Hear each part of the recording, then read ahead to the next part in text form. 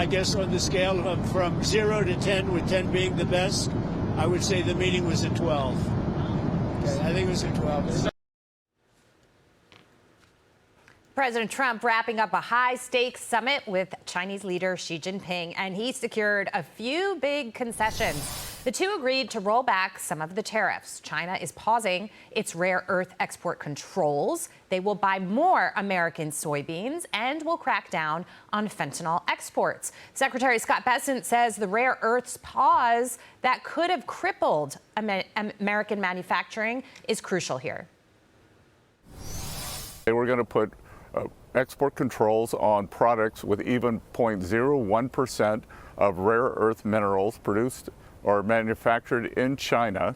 It was China versus the world, and we were able to negotiate a one-year pause on that.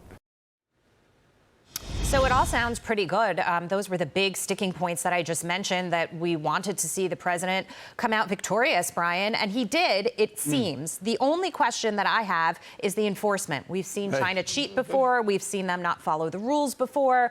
They will shake your hand. They will look you in the eye. They will tell you they're going to do it. And then all of a sudden they pull the rug out from under. Yeah. And I'm just wondering what the administration has up its sleeve with respect to enforcement. They'll have to implement penalties. Maybe it's more tariffs.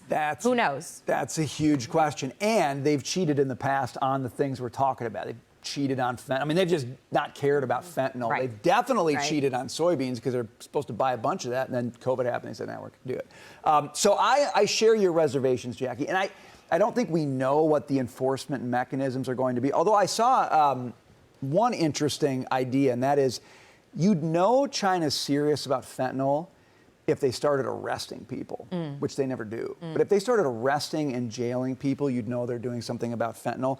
But I'm not off the decouple train yet. I think the deal's a step in the right direction, but it's a one-year thing, okay? So they're gonna delay the export controls on rare earths 1 year. That's not a forever thing, that's a one-year thing. We're gonna take down some of these export controls we have for a year. So to me, this is very much, that's why I kind of questioned the reset thing. To me, it's like we're de-stressing the situation. We're buying a little bit of roadway.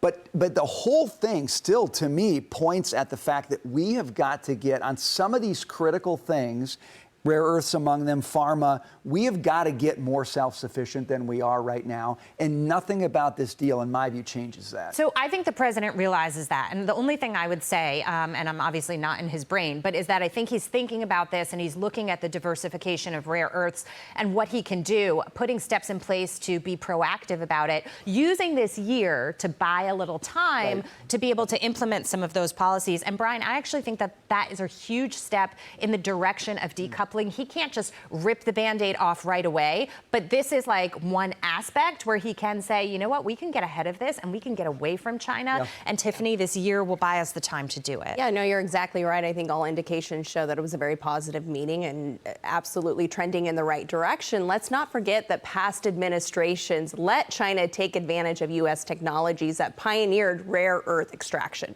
So this is something President Trump had to step up and do, and he's not going to back down.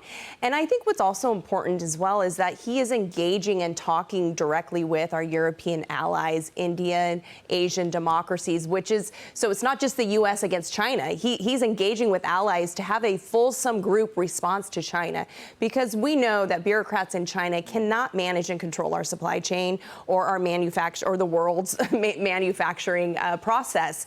So he knows exactly what he's doing, and this is an excellent first step in dealing with China to sort of roll back what previous administrations have let China get away with. Yeah, we had said, expert negotiators know their opponent. They also know in a negotiation it's difficult to walk away with everything that you want. But if you get a few of the things that you want, then that indeed is a win. Lydia, I'm looking at the list of things that the president got, at least on paper right now, and it all looks pretty good to me, again, if that enforcement aspect is there. But when you roll back to April 1st and Liberation Day, this was all about China, really. And the tariffs on the the other countries played a role in that in putting their back up against the corner. And when you think about the art of the deal and how President Trump approaches his long game on strategy, it's really remarkable. It is amazing. And you can kind of see how all these different pieces are coming into place. The kind of inertia and the velocity that he has going in the Middle East, brokering peace there. What we're doing down in Latin America, showing that we're not just going to sit back. We're going to take on and be a little aggressive when we need to. I think China's watching that very closely. For as much as what came up, I was also fascinated to see what didn't come up, which was Taiwan. And I think that's very important. Heading into the talks, President Trump talked to some reporters saying, listen, I don't know if Taiwan's going to come up or not. We'll talk about it or not, but we'll see where it goes. And then it didn't, which is really important to note. The U.S. didn't bring it up, but neither did China. China didn't want to broach that either. And I thought that was really important. We're just going to let things lie, which is probably in everyone's best interest right now. And going back to President Trump and being the peacemaker that he is, he also had some interesting comments about Ukraine, saying that, that was discussed very strongly. I think peace, hopefully, between Russia and Ukraine, if China is willing to participate too, China's a big backer of Russia, maybe that's not too far in the offing. I think China also realizes if they want to continue, if Xi wants to stay on the president's good side, it would be wise not to continue funneling money over to Putin to continue that war. There are so many dynamics here, and I'm glad that Lydia brought that aspect up. There's also the TikTok deal. There is a market aspect to this because participants want certainty about what is happening with trade. It looks like we're moving a step in that direction. Yeah, Jack, and interestingly, we've seen a big bounce back in a lot of the shipping stocks. My clients own a particular ETF. It's BOAT, B-O-A-T. So there's some encouraging indicators that perhaps shipping and trade is going to get back on track. I have to say, call me skeptical, but I just don't think necessarily that the CCP is going to fulfill the obligations that they've made to buy sorghum, soybeans, etc. Why? Only because of... Listen, that's how I started it. I'm not sure either. They didn't fulfill their obligations from 2020, so I'd like to see that before I start counting them to buy so much American goods. They did buy some in yesterday. 2025. I will They did buy some. They did buy some.